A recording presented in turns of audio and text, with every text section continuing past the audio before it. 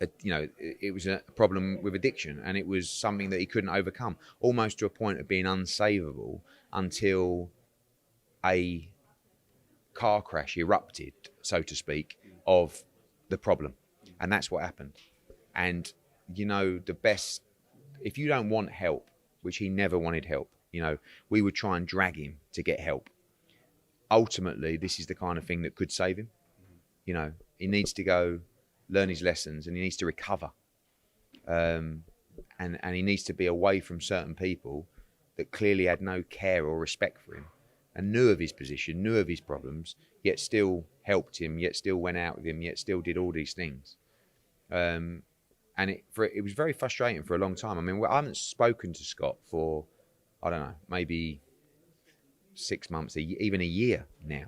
But there was a 2-year period after the Fowler fight and before the Fowler fight where we were really helping him. And I was speaking to him, many times a week to try and keep him motivated. And Steve Wood did a great job, and his dad. It was so frustrating for everyone.